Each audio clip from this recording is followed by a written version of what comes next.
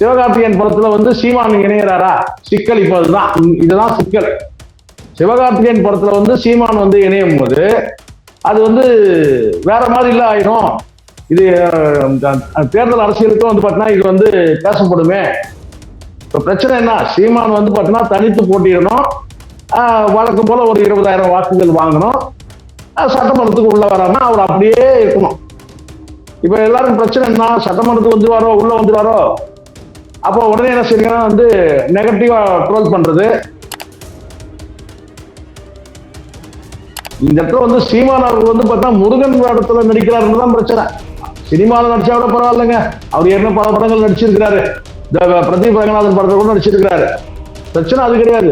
முருகன் தமிழ் கடவுள் முருகன் இடத்துல நடிக்கிறாரு, சிவகார்த்திகேயனும் நடிக்கிறாரு, பிரச்சனை இப்ப அதுதான். இப்ப வந்து சிவகார்த்திகேயன் வேலை எடுக்கிறாரு, சீமான் வேலை எடுக்கிறாருன்னு ஒரு பதட்டம் வருது. அந்த பதட்டம் யாருக்கெல்லாம் வந்திருக்குன்னு பாஜகவுக்கும் வந்திருக்கும் அந்த பதட்டம். ஏன்னா இவங்க வந்து தமிழ் கடவுள் முருகன் வந்து பார்த்தா வந்து சீமான் கையில் எடுக்கிறாரு, சிவகார்த்திகேயன் கையில் எடுக்கிறாங்க, முருகன் வேஷத்திலேயே வந்து சீமானும் நடிக்கிறாரு. சீமான் சட்டமன்றத்துக்குள்ள போனா தெரிச்சு ஓடுவாங்க அங்க இருக்கிற அமைச்சர்கள். காரணம் கேட்டா அந்த கேள்விகளுக்கு கேட்கிற கேள்விகளுக்கு பதில் சொல்ல முடியாது, சபாநாயகரும் வந்து உட்காருங்கெல்லாம் சொல்ல முடியாது. அது இப்ப இருக்கிறவங்க வந்து ஈஸியா எளிதா வந்து கேட்டா உட்காருங்க உட்காருங்க உட்காருங்க உட்காருங்க உட்காருங்க உட்காருங்கன்னு சொல்றாரு. அதே சமயத்துல இன்னொரு வேலையும் நடக்குது.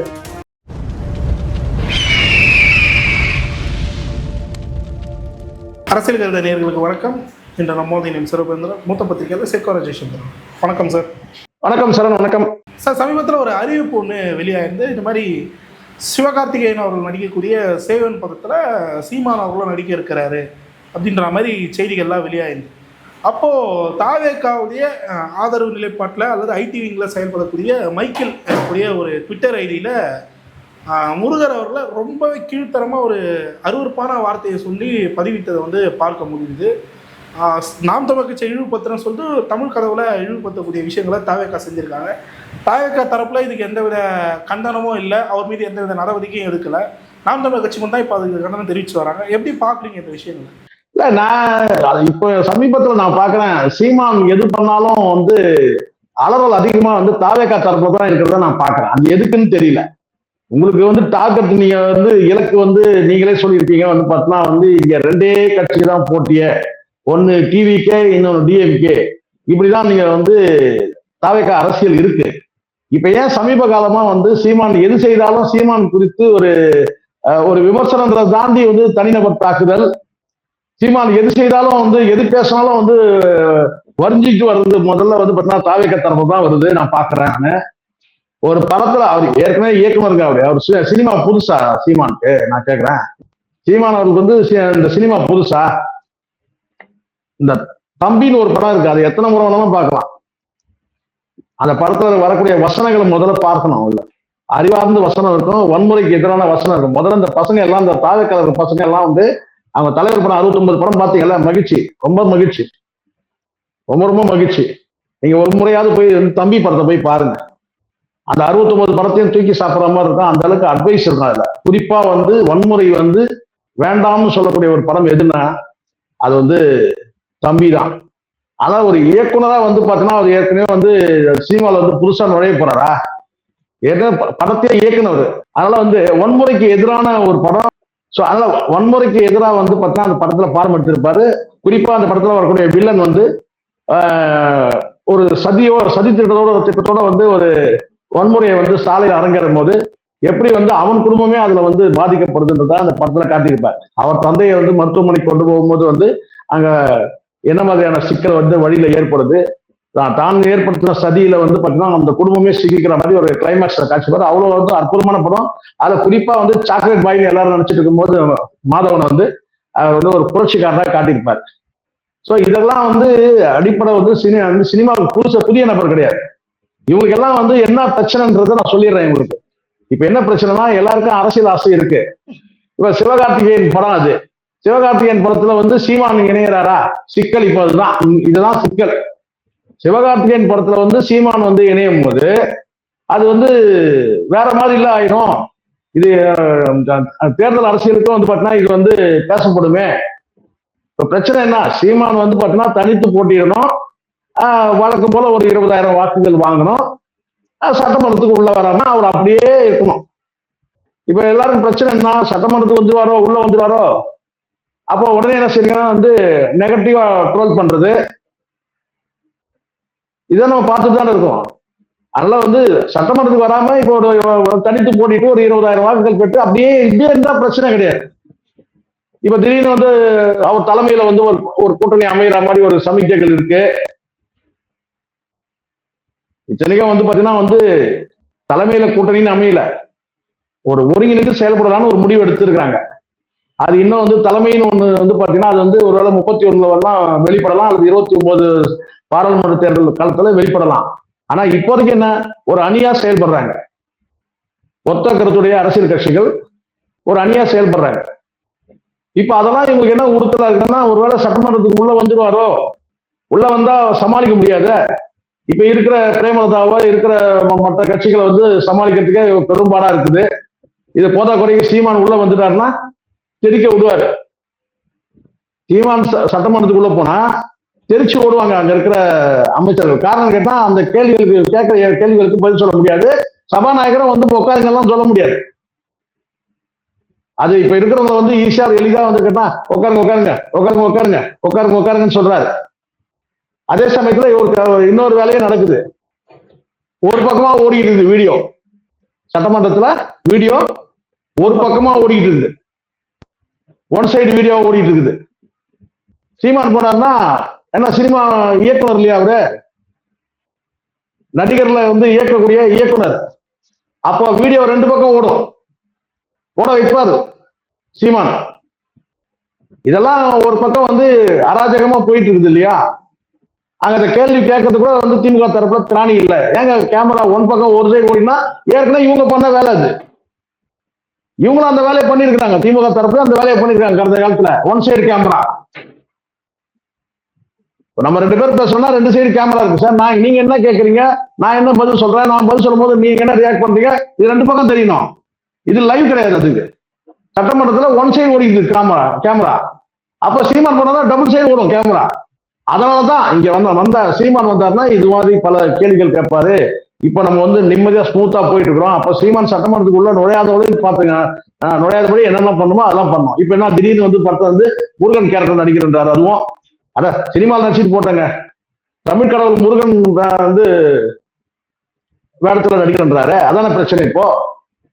ஏன்னா சட்டமன்றம் எப்படியோ ஒரு பக்கம் ஓடிடுச்சு யாருக்கிட்டே. இப்போ சட்டமன்றத்துல யாருமே எதிர்பார்க்கல, எப்போ பிஜேபி உள்ள வந்துடும் பிஜேபி உள்ள வந்துடும் திமுக தரப்புல சொன்னதுலாம் கடந்த காலத்துக்கு தெரியும். ஏன் இவங்களும் கூட அந்த வார்த்தையை சொல்லியிருக்கிறாங்க. சரிங்களா, பரவாயில்ல பிஜேபி உள்ள வந்துடும் பிஜேபி உள்ள வந்துடும் சொல்லிட்டு நமக்கு வந்து ஒரு புளிப்பு மாத்திரையை காமிச்சிட்டே இருந்தாங்க. இப்ப கடைசியில என்ன ஆச்சு கேட்டீங்கன்னா, எல்லாரும் வந்து பாத்தீங்கன்னா பான் கிறிஸ்டின், நான் வந்து கிறிஸ்தவ மதத்தை பிறந்தவன் அந்த வார்த்தையை சொல்லி இப்போ கடைசியில் அங்க என்ன ஆச்சுன்னு கேட்டா எல்லாரும் கிறிஸ்தவர்கள்.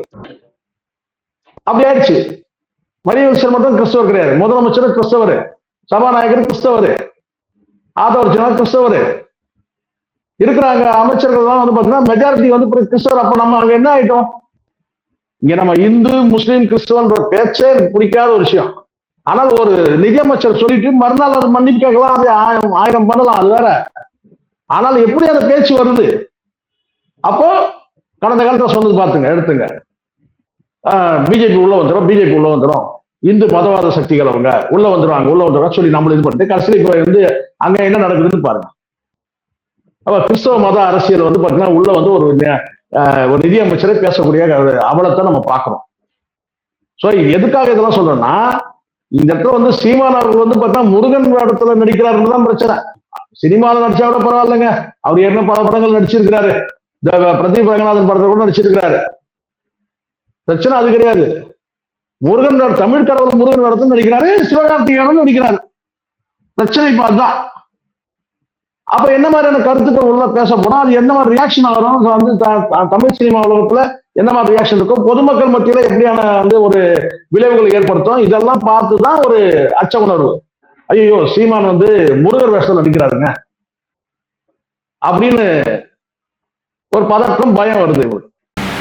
புரியுது சார். இப்போ இந்த மாதிரி விஷயங்கள்ல எப்பவுமே பாஜக அக்ரெசிவா செயல்படுவாங்க. ஆனால் இந்த மாதிரி ஒரு கருத்துக்கள் பரிமாறப்பட்டிருக்கு. பாஜக சைலண்டாக இருக்காங்க. எப்படி எடுத்துக்கிறதுன்னு தெரியலையே. இல்ல இதுல பாஜகவுக்கு வந்து ரோல் என்னன்னா, அவங்க வந்து ஜெய் ஸ்ரீராம் சொல்றதுக்கு ஆளை பிடிச்சிட்டாங்க சார். என்ன சார் நீங்க உலகம் தெரியாத இருக்கீங்க. அவங்க ஜெய் ஸ்ரீராம் சொல்றதுக்கு தனுஷை பிடிச்சிட்டாங்க. அவங்க ஜெய் ஸ்ரீராம் ஜெய் ஸ்ரீராம் வந்து சொல்றதுக்கு ஆளை பிடிச்சாச்சு. புரியுதுங்களா? ஜெய் ஸ்ரீராம், கோவிந்தா, அப்புறம் வந்து ஓம் நமச்சிவாயா, இப்படி வந்து சொல்றதுக்கு வந்து ஆளை பிடிச்சாச்சு. அவங்க ஏன் தமிழ் கடவுளை வந்து சொல்லணும்? ஏற்கனவே தமிழ் கடவுள் வந்து முருகர் வேல்லாம் எடுத்துட்டாங்களே. ஸோ முருகருடைய வேலை பலிக்கலையே. நான் சொல்றது எல்முருகர் வேலை சொல்றேன். ஸோ அவங்களுடைய வந்து பார்த்தீங்கன்னா வந்து பலிக்கல. அந்த வேல் அசிங்கப்பட்டது தான் மிச்சம் அவங்களால நம்ம பார்த்தோம் கடந்த காலத்துல. ஸோ அது வந்து அண்ணாமலையோட அரசியல் அது ஊற்றி அது அப்படி போயிடுச்சு. அவ்வளவுதான், முடிஞ்சிச்சு. ஆளாளுக்கு வந்து அட்டகத்தி மாதிரி வந்து வேலை பிடிச்சிருந்தாங்க. அது எடுபடலை. யார் வேலை எடுக்கணுமோ அவங்க எடுக்கணும். இப்ப வந்து சிவகார்த்திகேயன் வேலை எடுக்கிறாரு, சீமான் வேலை எடுக்கிறாருன்னு ஒரு பதட்டம் வருது. அந்த பதட்டம் யாருக்கெல்லாம் வந்திருக்குன்னா பாஜகவுக்கும் வந்திருக்கும் அந்த பதட்டம். ஏன்னா இவங்க வந்து தமிழ் கடவுள் முருகன்ற வந்து பார்த்தீங்கன்னா வந்து சீமான் கையில் எடுக்கிறாரு, சிவகார்த்திகேயன் கையில் எடுக்கிறாங்க, முருகர் வேஷத்திலே வந்து சீமானும் நடிக்கிறாரு அப்படின்னும் போது ஒரு அவங்களுக்கு ஒரு பதட்டம். இந்த பதட்டம் அவைக்க தரப்பு மட்டும் கிடையாது, திமுக தரப்புக்கும் அந்த பதட்டம் இருக்கும், பாஜகவுக்கும் அந்த பதட்டம் இருக்கும். ஏன்னா இவங்க திமுக தரப்புல வந்து பாத்தீங்கன்னா முருகரே இல்லைன்னு சொல்றவங்க. ஆனா கோயிலுக்கெல்லாம் போவாங்க, பூஜை தான் வச்சுப்பாங்க. ஆனா முருகரே இல்லைன்னு சொல்றவங்க. பாஜக வந்து பாத்தீங்கன்னா வந்து முருகர் இருக்கட்டும், ஆனா நீங்க கையில எடுக்கிறது வந்து பாத்தீங்கன்னா ஜெய் ஸ்ரீராம், ஸ்ரீராம் கையில வந்து ராமரை கையில எடுக்கணும், சிவனை கையில எடுக்கணும். இப்படி வந்து பாத்தீங்கன்னா வட இந்திய கடவுளை கையில எடுக்கணும். விநாயகரை கூட நீங்க கையில எடுத்தா பிரச்சனை கிடையாது அவங்களுக்கு. முருகர் எடுக்கிறது தான் பிரச்சனை. அது முருகர் சீமான் எடுக்கிறது தான் பிரச்சனை. வந்து பாத்தீங்கன்னா வந்து நீங்க முருகனுடைய வேலை எடுத்தாலே உங்களுக்கு சிக்கல், பயம், பதற்றம். அதை நீங்க முருகராவே நடிச்சா என்னங்க நியாயம் இது? இப்ப அவங்க தரப்புல அதுதான். இப்போ ஏதோ நீங்க வந்து வேலை எடுத்தீங்கன்னா கூட பரவாயில்லைங்க. ஏதோ வேலை எடுத்து நீங்க வந்து இந்த பக்கம் காவடி டான்ஸ் ஆனீங்கன்னா கூட பிரச்சனை கிடையாது. நீங்க காவடி தூக்கினா கூட பிரச்சனை கிடையாது. ஆனா நீங்க வந்து முருகராவே நடிச்சீங்கன்னா அப்ப என்ன ஆகுது? அந்த ரியாக்ஷன் வந்து எப்படி இருக்குன்றத இப்போ வந்து அவங்க யோசிக்க ஆரம்பிச்சிட்டாங்க. நம்ம இன்னும் வந்து படம் எப்போ வரும்ன்றது ஆர்வத்துல இருக்கணும். அது வேற. சேயான் படம் வந்து எப்போ வரும் அப்படின்ற அந்த ஆர்வத்துல இருக்கணும். ஆனா இவங்களுக்குலாம் என்னன்னு கேட்டீங்கன்னா அந்த படம் வராம இருந்தா நல்லா இருக்கும். ஏன்னா முருகர் வேஷத்தை சீமான் நடிக்கிறாரு. அப்ப தேட்டர்ல என்ன மாதிரியான வந்து ஒரு ரியாக்ஷன் இருக்கும்? இதெல்லாம் இப்போ கற்பனையா ஓடிட்டு இருக்கு. ஏற்கனவே ஒரு வந்து பாத்தீங்கன்னா வந்து இன்னொன்னு இந்த தேர்தலோட அந்த தேதியும் தாவேக்கா மனசுல வந்து போதா? இன்னும் நவம்பர் டிசம்பருக்குள்ள தேர்தல் வரும் எதிர்பார்க்கப்படுகிறது. என்னன்னா இப்ப படம் வந்து ஏறக்குறைய வந்து படம் வந்து எனக்கு தெரிஞ்சு படம் வந்து 70% வந்து கம்ப்ளீட் பண்ணியிருக்கிறாங்க. சேயான் படம் வேகமா தினமும் நடந்துட்டு இருக்குது ஷூட்டிங். எனக்கு வரக்கூடிய தகவல் நான் சொல்றேன். அப்போ அதிகபட்சம் பாத்தீங்கன்னா வந்து ஒரு 20-30 நாள்ல வந்து பாத்தீங்கன்னா வந்து ஒரு 90% படம் ரீச் ஆயிடும். மீதி இருக்க 10% வந்து பாத்தீங்கன்னா வந்து நைட் அண்ட் டே கூட எடுத்து முடிச்சிருவாங்க. இப்ப என்னன்னா இந்த பை எலெக்ஷன் தேதி அறிவிக்காம இருக்கு. அப்ப பை எலெக்ஷன் வந்து பாத்தீங்கன்னா வந்து இந்த ரியாக்ஷன் இந்த படத்தோட இம்பாக்ட் வந்து பாத்தீங்கன்னா வந்து பை எலெக்ஷன்ல எதிரொலிச்சுன்னா எவ்வளவு யோசிக்கிறாங்க பாருங்க. இந்த படம் வந்து பை எலெக்ஷன் அப்புறம் வந்தா பிரச்சனை கிடையாது சார். ஆனா அந்த பை எலெக்ஷனுக்கு முன்னாடி இன்னும் தேதி அறிவிக்கல, அது வேற விஷயம். பை எலெக்ஷன் முன்னாடி வந்து படம் ரிலீஸ் ஆயிடுச்சுன்னா இதோட தாக்கம் இருக்கதான் செய்யும். நீங்க எல்லாம் ஏற்கனவே ஒத்துக்கிட்டு தானே திரைப்படம் வந்து தமிழ்நாடு அரசியல்ல தாக்கத்தை ஏற்படுத்துது. ஆமாம், சொன்னது யாரு? நீங்க தான். அதனாலதான் அந்த படத்தை வந்து தடை செய்யறாங்க. ஜனநாயகன் படத்தை தடை செய்யறாங்க. நீங்க எனக்கு அதை தடையே செஞ்சிருக்கலாம்னு வச்சுங்க. படம் வந்து வெளியாகி ஒன்றும் கதைக்காகல. அது அப்படியே போயிருந்தா கூட பார்த்தீங்கன்னா வெற்றியா தோல்வியான்னு தெரியாம அப்படியே போயிட்டு இருக்கோம். அந்த படத்தை ரிலீஸ் பண்ணி அது வந்து ஏகப்பட்ட விமர்சனங்கள், எதிர்மறை விமர்சனம் ஆகி கடைசியில் அது வந்து பிளாப் பண்ற மாதிரி மறு ஷோவே வந்து காலி ஆயிடுச்சு. அப்போ வந்து பார்த்தா கடைசி படமும் ஒரு வெற்றி படம் வந்து கொடுக்காம தோல்வி படமா கொடுத்தாரு அப்படின்ற மாதிரி ஒரு பேச்சு இருக்குல்ல. லியோ படம் வெற்றி, கோட் படம் தோல்வி. அதுக்கப்புறம் ஒரு வெற்றி படம் கொடுத்து முடிக்கணும்ல, கடைசியா முடிக்கும் போது வெற்றி படம் கொடுத்து முடிக்கணும். ஆனா அது வெற்றி படம் இல்லைன்ற ஒரு பேச்சு வந்துருச்சு இல்ல. அப்போ சினிமா என்பது வந்து அரசியலுக்கு ஒரு தாக்கத்தை ஏற்படுத்து. ஆமா, இதை ப்ரூவ் பண்ணது நீங்க தான், சொன்னதும் நீங்க தான். இப்போ இவங்க என்ன யோசனைனா, என்ன சிந்தனை இவங்களுக்கு, என்ன எண்ணம்னா, இப்போ இந்த சேயான் படம் என்ன மாதிரியான வந்து தேர்தலில் வந்து பார்த்தீங்கன்னா தாக்கத்தை ஏற்படுத்தும். ஏன்னா சீமானவர் அதை வந்து பார்த்தீங்கன்னா வந்து நடிச்சா கூட பரவாயில்லைங்க, அவர் வந்து முருகர் வேஷத்திலே நடிக்கிறாரு. அப்போ தியேட்டர்ல என்ன மாதிரியான ரியாக்ஷன்ஸ் இருக்கு பாருங்க, ஆடியன்ஸ்ல என்ன மாதிரி ரெஸ்பான்ஸ் இருக்கு. ஸோ அதனாலதான் இப்போ வந்து புலம்பல் இப்போ இதுல இருந்து ஆரம்பிச்சுவாங்க சார். இதுல இருந்து இப்போ வந்து பாத்தீங்கன்னா வந்து நைட் டியூட்டி, டே டியூட்டி எல்லாம் ஓவர் டைம் எல்லாம் செய்வானுங்க இந்த விர்ச்சுவல் வாரியர்ஸ். இது எல்லாத்துக்கும் பேமெண்ட் வாங்கிட்டு வந்து இப்போ நைட்டு அதை ஒருத்தர் போட்டிருக்காங்கல்ல, ஒரு ஒரு பண்ணாட ஒன்று போட்டிருக்குல்ல, வந்து அசிங்கமான வார்த்தையை போட்டு முருகரையே வந்து அசிங்கமான ஒரு வார்த்தையை போட்டு பேசுறாங்க. இவங்களை எல்லாம் என்னத்த சொல்றதுன்னு தெரியல. நான் என்ன சொல்றேன், நமக்கு தான் வந்து இறை நம்பிக்கை இல்லை. இவங்களுக்கு நான் சொல்றேன் இறை நம்பிக்கை இல்லாம கூட போட்டோம். ஆனா இறை நம்பிக்கை இல்லை என்பது வேற. ஆனா வந்து பார்த்தீங்கன்னா வந்து இறைவனே இல்லைன்னு சொல்லி தர்க்கம் பண்றது வேற. எனக்கு அந்த நம்பிக்கை இல்லை, அவ்வளவுதான். இறை நம்பிக்கை எனக்கு இல்லை. ஆனா அதே சமயத்துல இல்ல, இறைவன் இல்லைன்னு சொல்லி யாருக்குமே தர்க்கம் பண்றது கிடையாது. இப்ப இவங்க பண்றது தர்க்கத்தை தாண்டி வந்து ஆபாச வார்த்தைகள் வந்து பாத்தீங்கன்னா வந்து யார சொன்னாலும் தப்பு, அது இறைவனை சொன்னாலும் தப்பு. அதுதான் சார் சொல்றேன். தாவேகா சார்ந்த நபர்கள் தான், தாவேகா சார்ந்த நபர்கள் தான். நீங்க வந்து இறைவனை நீங்க வந்து பாத்தீங்கன்னா ஆபாச வார்த்தையில நீங்க திட்டாலும் கூட பாத்தீங்கன்னா அது வந்து மற்றவருடைய மனதை புண்படுத்துறது தானே. ஒரு நாளும் அதை செய்யக்கூடாது. நீங்க இறை நம்பிக்கை வச்சீங்க, நம்பிக்கை இல்லாம போங்க, அது பிரச்சனை கிடையாது, அது உங்க சுதந்திரம். ஆனா எனக்கு நம்பிக்கை இருந்தாலே நான் இறைவனை வந்து நான் வந்து ஒரு வயலண்டான வார்த்தையை பயன்படுத்தி இல்ல வந்து ஆபாசமான வார்த்தையை பயன்படுத்தி பேசுவது தப்பு தானே. அப்ப இதுல வந்து அப்புறம் என்ன சொல்ல, இப்ப சீமான் குறித்து பேசும்போது இப்ப உங்களுக்கு சீமானம் வந்து வசம் போன வழக்கம் போல. சோ அதனால எனக்கு வந்து இந்த இடத்துல வந்து பாத்தீங்கன்னா வந்து ஆபாச வார்த்தைகளை வந்து இந்த விர்ச்சுவல் வாரிசு வந்து எடுத்து விட்டு படத்தை டேமேஜ் பண்ணான்ற நோக்கத்தை வரும். ஏன்னா இவங்க வழக்கமா இதுதானே பண்ணிட்டு வராங்க, நீங்க பார்த்துருப்பீங்க. தொடர்ச்சியா வந்து ஏன் ரஜினிகாந்த் அவர்கள் படத்துக்கே பண்றானுங்கல்ல சார், நம்ம பார்த்துட்டு தானே இருக்கிறோம். ஸோ அதனால ஆனால் இதுக்கு வந்து பாத்தீங்கன்னா வந்து பதிலடி கொடுக்கக்கூடிய ஒரு சூழல் இருக்கு. அதெல்லாம் அந்த நேரத்தில் நம்ம தான் இந்த ஊடகங்களை பயன்படுத்தி நம்ம வந்து அதுக்கு பதில் கொடுக்கணும். அந்த வேலையை நம்ம செய்யணும். அது வந்து சீமான் அவர்களுக்கு வந்து சாதகமா செயல்படுறோன்றதை தாண்டி என்னன்னா நாம் தமிழுக்கு ஆதரவாக செயல்படுறதை தாண்டி தமிழ் கடவுள் முருகனையும் சேர்த்து பாதுகாக்க வேண்டிய ஒரு கடமை கட்டாயம் நமக்கு இருக்கு. நீங்க நமக்கு நம்பிக்கை இல்லாம போகலாம், ஆனா வந்து கோடிக்கணக்கான தமிழர்கள் உலகம் முழுவதும் இருக்கக்கூடிய தமிழர்கள் வந்து பார்த்தீங்கன்னா வந்து வணங்கக்கூடிய கடவுளை வந்து யார் வந்து அசிங்கப்படுத்த முயற்சி பண்ணாலும், ஆபாச வார்த்தைகளை வந்து பயன்படுத்தி வந்து கேவலப்படுத்த முயன்றாலும் நம்ம அதை முறியடிக்கிற வேலையை நம்ம இணையத்துல செய்யணும். அதை நாம் தமிழர்கள் செய்யணும். குறிப்பா தாவேகா தரப்புல இருந்து எந்தவித கண்டனமும் தெரிவிக்காம இருக்காங்க. அவரு கட்சிக்கு ஆதரவாக செயல்படக்கூடிய நபர்னு தெரிஞ்சு கூட அதை கடந்து போக ட்ரை பண்றாங்க. தாவேகா பின்னாடி இருக்கிறது என்னங்க, நீங்க இதுக்கு பின்னாடி இருக்கிறதே யாருங்க? இதெல்லாம் ஏற்பாடுல தானே செய்யறது. இதுக்கு பின்னாடி இருக்கிறது வந்து பார்த்தா அந்த ரூட் மாஃபியான்ற ஒரு அமைப்பு இருக்குல்ல. என்னங்க காலகாலமா வந்து பேசிட்டு தானே இருக்கணும். ரூட் மாஃபியான்ற ஒரு அமைப்பு இருக்கு, அவங்க பண்ற இதான் சார் உண்மை. ஏன் சார் இதுக்கு வந்து தயங்குறீங்க? அதெல்லாம் கிடையாது. அட நீங்க வரணும், இதெல்லாம் பேசிதானுங்க ஆகணும். உண்மைதானே நான் சொல்றது. இது வழக்கம். அதான் ரஜினிகாந்த் அவர் படத்துல வந்து பாத்தீங்கன்னா மற்ற படத்தை டேமேஜ் பண்றது, இவங்களுக்கு வந்து டேமேஜ் கண்ட்ரோல் பண்றது, இதைத்தானே காலகாலமா செஞ்சுட்டு இருக்காங்க. ரூட் மாஃபியாக்கள் வந்து என்ன செய்யறாங்கன்னு நீங்க நினைக்கிறீங்க சொல்லுங்க? காலகாலமா என்ன இதை தானே சார் காலகாலமா செஞ்சுட்டு இருக்கிறாங்க. ரூட் மாஃபியாவோட வேலையே என்ன? அடுத்த படத்தை டேமேஜ் பண்ணு, நமக்கு வந்து டேமேஜ் கண்ட்ரோல் பண்ணு. இதுதான். அதனாலதான் விஷ்ணு விஷால் பேசுறாருல ஏற்கனவே, இன்னும் பல பேர் பேசியிருக்கிறாங்க. இப்ப இந்த படமே இப்பதானே சார் அறிவிப்பே வந்து இருக்கு. இன்னைக்குதானே சார் நமக்கே தெரியும் சீமான் வந்து முருகன் கதாபாத்திரத்துல நடிக்கிறாரு, முருகன் கேரக்டர்ல நடிக்கிறாரு, கடவுளா நடிக்கிறாரு இந்த படத்துல அப்படின்னு இப்பதானே தகவலே வந்து இருக்கு. அதுக்குள்ள வந்து பாத்தீங்கன்னா வந்து உள்ள வந்து போறான்னா இவனா என்ன, ஏற்கனவே இவெல்லாம் வந்து டிசைன் செய்யப்பட்டவன், வடிவமைக்கப்பட்டவன்.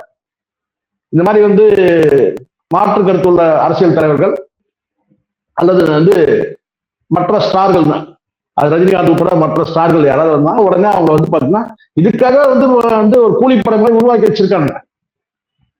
இதெல்லாம் பேமெண்ட்டுக்கு செயல்படுறவங்கலாம் எல்லாருக்கும் தெரிஞ்சது தானே. அதுக்காக தானே உருவாக்கப்பட்டது அந்த ரூட் மாஃபியான்றது. அதுக்கு தானே இருக்கு. சரி, நம்ம முதலமைச்சர் ஆயிட்டார் விஜய்னா அப்ப என்ன செய்யணும்? இந்த வேலையை விட்டுருணும். ஏன்னா உயர்ந்த பதவி அடைஞ்சாச்சு.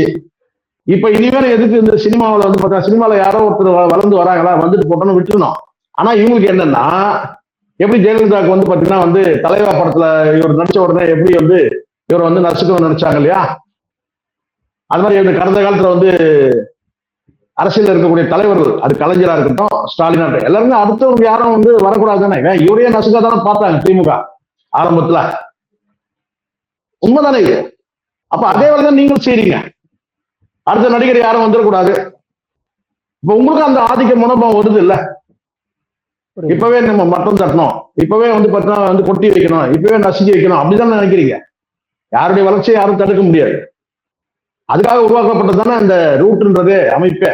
மற்ற நடிகர்கள் யாரும் வந்துடக்கூடாது, தன்னை மீறி வந்துடக்கூடாது, அதுக்காக தான் அந்த ரூட்ன்ற அமைப்பே. இப்ப அரசியலுக்கும் அந்த ரூட் அமைப்பு வந்து பயன்படுது. இப்போ சீமான் அவர்கள் வந்து பாத்தீங்கன்னா இந்த படத்துல நடிக்கிறாரா, உடனே நெகட்டிவா வந்து வன்மத்தை கொட்டு, அதுதான் வேலை, அதுதான் நடக்குது இப்போ. வேற என்ன? ஓகே சார், இறுதியா ஒரே ஒரு கேள்வி தான் சார். நம்ம முன்கூட்டியே பேசியிருந்தோம் இந்த தமிழ் தேசிய கூட்டமைப்பு அப்படின்ற ஒரு விஷயத்த. தேர்தல் தேதி இன்னும் அறிவிக்கப்படாமல் இருக்கிறது அது ஒரு பக்கம் இருக்குனாலும், அந்த கூட்டணிக்கான நடவடிக்கைகளை இன்னும் நாம் தமிழ் கட்சி தொடங்காமே இருக்கு, தேர்தலுக்கான நடவடிக்கையும் தொடங்காமே இருக்காங்க. எப்படி பாக்குறீங்க? இல்ல அப்படி அது வந்து ஒன்னெல்லாம் புரியணும். இப்போ வந்து இந்த தமிழ் தேசிய கூட்டமைப்புன்றது ஆரம்ப கட்டத்துல தான் இருக்கு, ஆரம்ப நிலையில இருக்கு. இப்போ முதல் கட்டமா நான் சொல்ல வர்றது நான் கவனமா கேளுங்க. இது வந்து எடுத்ததுமே வந்து பாத்தீங்கன்னா வந்து ஒரு கூட்டமைப்பு உருவாக்கி அதுக்கு தலைவர் நீக்கிறான், செயலாளர் இப்படிதான் பண்ணா அது பிரேக் பண்ற வேலைகள்லாம் நடக்கும். சரிங்களா? முதல் கட்டமா உட்கார்ந்து ஒரு மேடையில வந்து பேசுறதே வந்து பார்த்தீங்கன்னா ஆரோக்கியமான விஷயம். ரெண்டாவது வந்து 29 பாராளுமன்ற தேர்தலாக இருக்கட்டும், அல்லது வந்து அடுத்த கட்டமா வந்து சட்டமன்ற 31 சட்டமன்ற தேர்தலா இருக்கும். அது வந்து பின்னாடி வந்து அது வந்து பார்த்தீங்கன்னா அப்போ வந்து யார் முதலமைச்சர் யார் தலைவர் தான் வரும். இப்போதைக்கு நான் கேட்டேன்னா ஒரு அறிமுக கூட்டம் மாதிரி தான் இதை வந்து நடத்தி இருக்கிறாங்க. இனி வரும் காலங்களில் தான் வந்து இப்போ இன்னும் சொல்ல போனா பை எலெக்ஷன் கூட இன்னும் தேதி அறிவிக்கல. ஸோ பை எலெக்ஷன் தேதி அறிவிக்கும் போதெல்லாம் அப்போ பிரச்சாரத்துக்குன்னு வந்து போகும்போது அப்ப வேணா நீங்க சொல்லக்கூடிய விஷயங்கள் வந்து யார் வந்து இந்த பேர் வந்து பகிரங்கமா வந்து வெளிப்படையா வந்து அறிவிக்க முடியும். தமிழ் தேசிய கூட்டமைப்புன்றது அதுக்கு அதை கடந்து வந்து யார் வந்து இதுக்கு தலைவர்ன்றது வேணா இந்த எலெக்ஷன் இந்த நான் சொல்லக்கூடிய பை எலெக்ஷன்ல வந்து தேதி அறிவிச்சவர்கள் கூட நடக்க வாய்ப்பு இருக்கு. பட் இப்போ வந்து எதுவுமே இல்லையே. இப்போ ஒரு ஆரம்பமா வந்து ஒரு கூட்டத்தை நடத்தி இருக்கிறாங்க, அவ்வளவுதான். இதுவே நம்ம வந்து பார்த்தீங்கன்னா ஆரோக்கியமா தானே பார்க்கணும். இது ஹெல்த்தியான விஷயம். இது தமிழ் தேசியத்துக்கு காரணம் என்ன கேட்டீங்கன்னா, இங்க வந்து பிரித்தாளும் சுற்றி நடக்குது.